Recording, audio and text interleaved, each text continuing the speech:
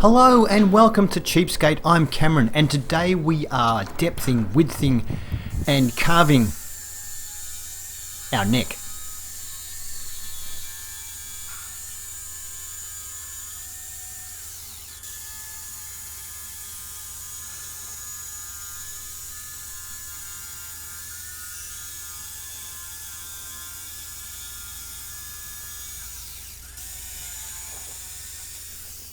So to start off, we're making a template which we stick onto the neck and then use the router to match the width. That's the idea anyway. You can see I've got marked on there where the nut is and where the 24th fret, the 12th fret is and all that. So just checking with the calipers the width. Currently 42.6 in case you can't read that, and at the 21st fret we're measuring now. And it says 56.9 millimeters currently. This is my first ever time using a plane. I just went out and bought one for this. Well, for working on the guitar. And here I am giving it a go. A bit easier than sanding it. Every time I have to do a lot of something, I'm just speeding it up to 4 times for you, just so that it's not too boring for you. You can see here being really careful with the planing because first time I've ever done it. I'm very proud of myself for getting actually a decent shaving off it.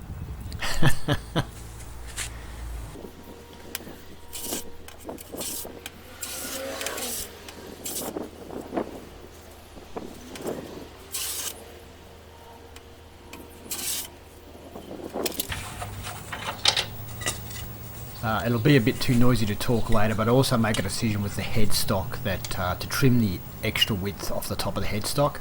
Decided to go with basically a square headstock, so you'll see that later on. And now I need to put the template on the back of the neck, so I'm transferring my nut line to the back so I know where to put the template.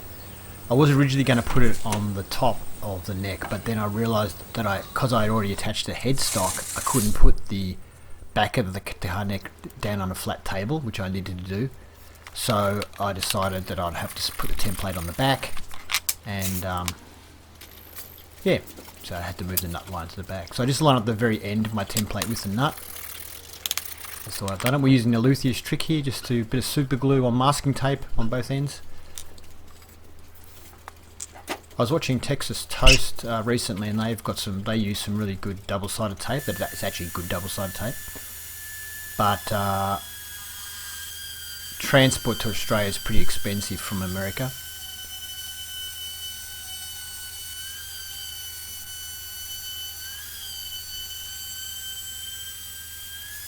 This is a decent quality router bit. It's made by Arden. They make not bad quality router bits. This has got a half-inch collet and it's pretty long too. It cuts a little over 50 millimeters, so a bit over 2 inches cutting depth. While I'm here, I'm just cutting in my little the curve for where the headstock widens from the neck.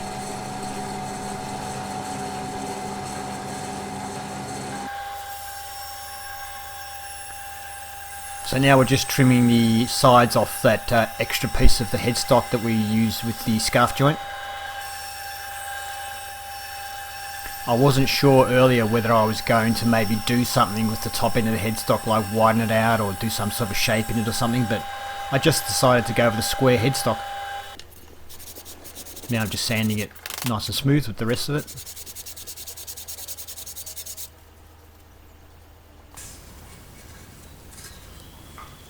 There's a line there where I'm going to cut on the bandsaw. This bandsaw, don't know if you can hear me, but I'll try. I got this bandsaw from my brother. He's had it since 1984 when he bought it new, and he wanted to get rid of it. And he gave it to me for my birthday, so I was very lucky. But the blade that's in it is stuffed. And it drifts all over the place and doesn't cut that well. I have since put new blades in it and it works fine now. I tried adjusting it about 10 times to stop it from drifting and I just couldn't do it, and I ended up buying a new couple of new blades, and it works fine now. It doesn't drift at all.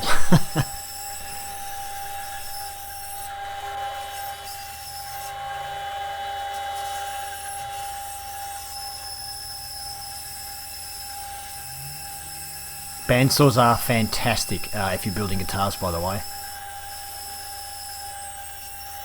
But unfortunately they're not a cheap piece of equipment, but if you can get one second hand you might be able to pick one up for a fair price. This thing weighs over 100 kilograms, so getting it to my house was the hard part. With my brother's help I got it on the ute, but getting it off wasn't so easy. I had to do it by myself. So I've left a bit of extra material there for a volute. In case you don't know what a volute is, it's just a thicker piece of wood where the neck transitions to the nut, because just before the neck goes to the headstock is probably the thinnest part of the neck. So if you make it the material there a little bit thicker as it does that transition, it just helps to keep the headstock attached to the guitar. I don't use a very big volute. I start off, I sand them right down. It's just basically, for me it just looks like a little bit of a thicker piece of neck when it goes there, but some people design their guitars with quite sharply defined volutes and they stand out. I don't know if I'm saying the word volute correctly. It sounds very French. It's probably velours or something in French. There you go. I'm proud of myself for getting long continuous shavings, because this is my first time I think using a spoke shave as well. I got this spoke shave for about $10 or something like that off eBay. One of those, I think it might have even been from, I don't know, it might have been eBay. I think it was eBay. It's probably come from China or something like that.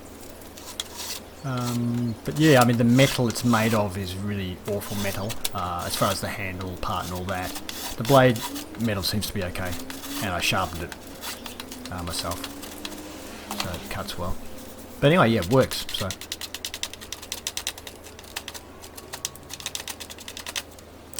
So there's lots of different methods for ensuring you're doing it the right way, and most people don't carve their necks like this with a spoke shave. Some people do. Most people use a rasp to get the depth they want, and then use a power sand or something like that to carve away the rest of the material. I really love using the spoke shave. I really enjoy it.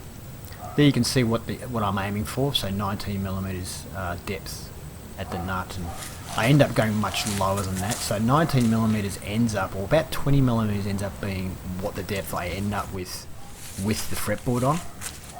So the actual neck itself's about 15mm ends up being at the neck. But because it's my first time building a guitar, I'm being very cautious. I don't want to take off too much material.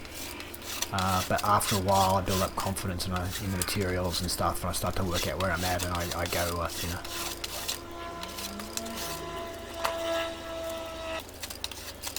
So I'm cutting it out a little bit to save boredom for you, but I am checking very frequently with my calipers, checking depth and making sure I'm consistent and all that.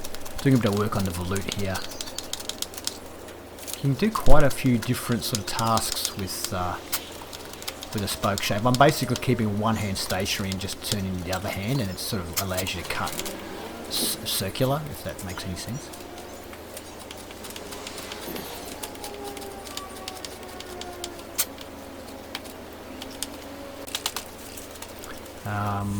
The neck was unsupported, but I was actually putting my hip under the headstock quite often to support the neck a little bit.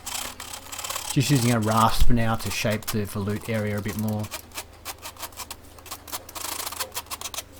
You can see the scarf joint we did in an earlier episode there pretty clearly now on the headstock.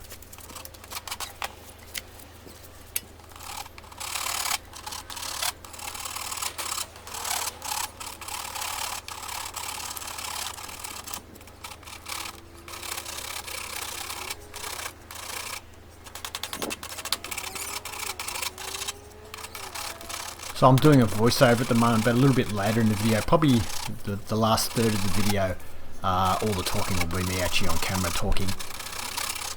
But a lot of the time where I live it's very windy pretty often, and my camera is pretty old. It's got to be 15, 20 years old, the camera, and anyway, it doesn't do well in windy. It's just, I suppose all cameras do that. They pick up the wind. It just sounds terrible. Hence, I need to do a voiceover most of the time. So I've tried to include as much of my actual working so you can see how it goes if you're trying to, you know, I guess use this as a reference for building your own guitar. But just doing it at high speed, so it's not too boring, hopefully. But you know, you can see sort of the more of the process anyway.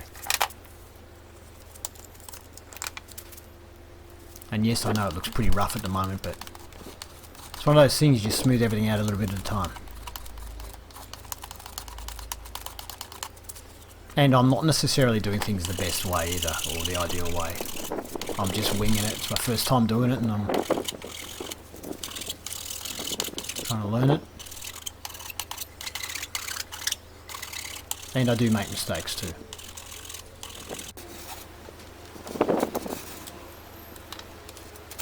Now, one of the mistakes I do make, I'm not sure if it's in this video, whether you'll see it or not, but I end up, actually just after I've got the fretboard, I ended up doing some more carving because the neck was still a little bit wide. And I used the spoke shave to do it, and I accidentally went too hard and I carved too much out of the top of the neck. And so the fretboard ended up being not 100% straight. So once you get close, once you get your fretboard on, I would suggest don't shave or use a spoke shave anymore. Not close to the fretboard anyway. It's better to, the last part is much better to sand it down. If you accidentally go too far sanding, you might, you know, accidentally go half a mil too much. But with something like a spoke shave, you can accidentally go a lot too much.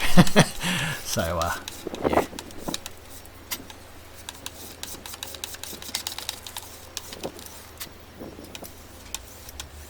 So you can see there I'm actually supporting the neck with my, well, my groin actually, the head's, end of the headstock in my groin there, so it made it more stable. I end up making a little bit of a mistake here where I'm getting the end of the neck here. I go overboard and trying to make it nice and smooth in a graduation of a curve, and I go further than the body, which for this particular way I'm building the guitar is a bit of a mistake. You'll see why in a minute. I'll explain it to you.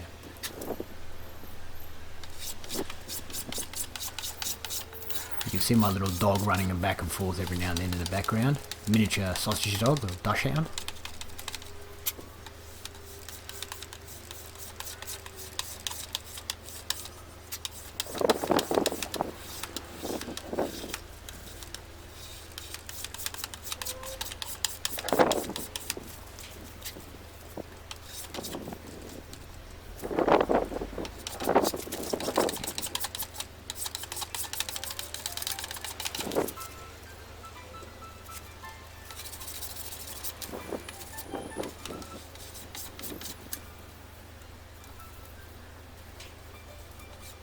So when you're building a guitar for yourself, a lot of it is just how does the neck feel to you. So if it feels good to you, then you're doing it the right way.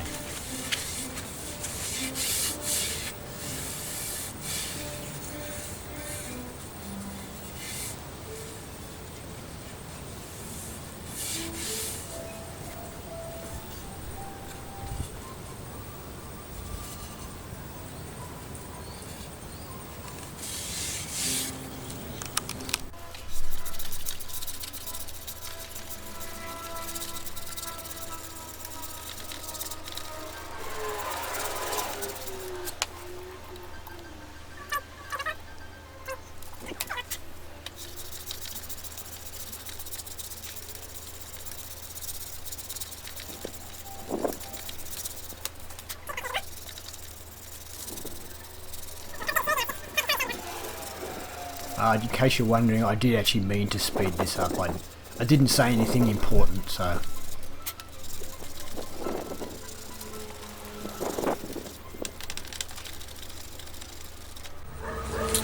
So, it looks like I got a bit overzealous with my carving here. Went further than I should have. So if I fit this to the guitar here, to the body,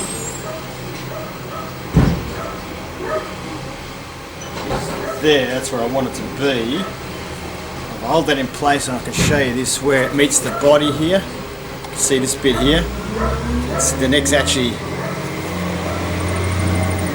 diving into that space where I've got for the neck. Is that in the way? Can you see it? Yeah, you can see it there. Yeah, so I'm going to have to sand this back or cut it back, carve it back. It's not too bad on the other side. The other side's not too far away there. My hand's in the way. Yeah, my neck's moving now.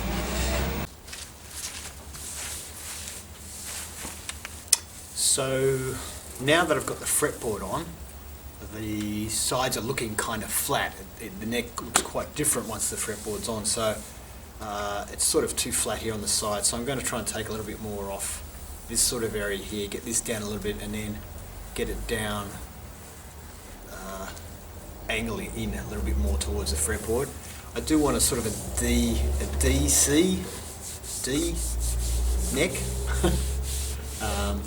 But yeah, I'm going to take primarily more off here. I don't really want to take too much off here because it can't really go much thinner.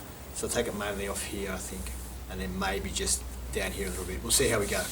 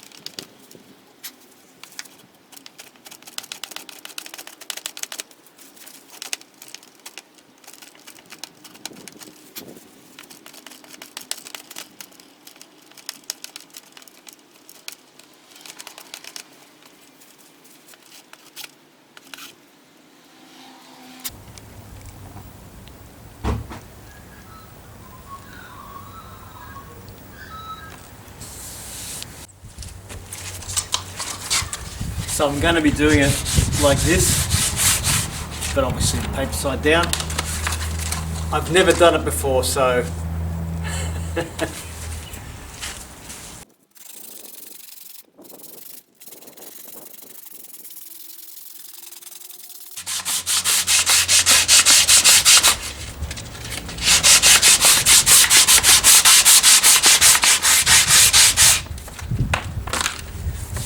I'll bring you over.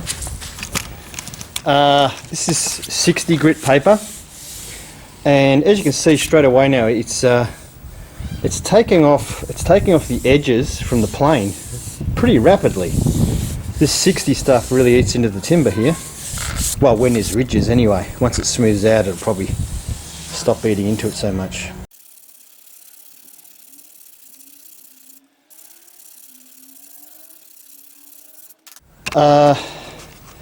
So I don't know if you remember, but they had some cross marks here, pretty bad ones. They were quite deep. I've almost completely sanded them out. I can still tell they're just there. So I did that bit of hand sanding on that. The rest of it though has come up really smooth now after just using that, was it 80 grit, 60 grit? So now I just have to go over it with the, I've also flattened this out a little bit here now. Give you a look there. And so I still want to put a veneer over that. If this marker here is still visible, I'm not going to worry about it because, you know, I'm not going to learn anything more out of doing that. The mark, the centre line, where the two pieces of timber have joined, is quite visible now. So, yeah, that's probably a good reason to put a dark strip of something in the middle, like as a highlight, because it also stops people from going, oh, there's a join. So yeah, that's a lesson learnt there. It's probably not a good idea, especially on a light timber like this, just to leave a join like that, especially when your join's not great like mine. So now I'm going to do the same thing maybe with the 120 grit and smooth it out. The one thing I did learn, the paper, the first one I used ripped, and it was just, there was a tiny tear, like, you know, just a little bit like that, and then I pulled slightly at an angle and the whole paper just ripped in half. So to save paper, what I've done, and this second time I did it, was I just put some masking tape along the edge, on both edges, just so stop little tears developing and wasting a lot of sandpaper. Okay. So I just started sanding with 120 and started to rip. Like, I only just did a little bit. So I think my idea of putting a masking tape on the edges, like I did with this piece, is a really good idea. I'm gonna see if I can save this piece now by putting a tape on now. The neck feels really smooth.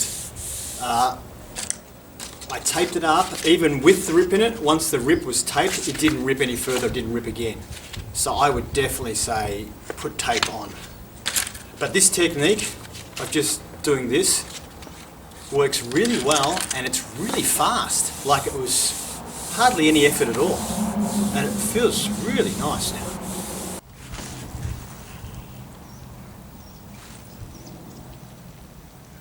I don't know how much you can see, but yeah, it's pretty good. I just have to fix up the edges of the fretboard now.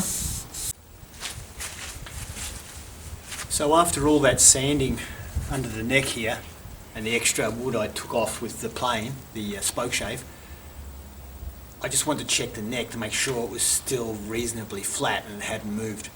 It has actually moved a little bit, but it's moved in our favour, for once. So it's actually closer to flat. It's almost completely flat now, up this end. So this end has come up a little bit, and I think maybe that's because I've shaved a fair bit off here, where the volute area is, and because this hardwood, this fretboard was flat when I put it on, I think that's now having a bit more influence. So by taking a bit of material off here, the fretboard's been able to pull it a little bit flatter. I think that might be an explanation for it. Anyway, random things in our favour is always good. So the edge of the fretboard, because I cut it off on the bandsaw and all that, I planed it a little bit to get it close, but I didn't want to plane too much because I'm taking it off the side of the neck. So I'm going to sand it to try and get it flat with the neck. There's little bumps you can feel in it now. I put 120 grit on this cork block using the Crimson Guitars Luthier's trick, and I'm just going to sand this down now.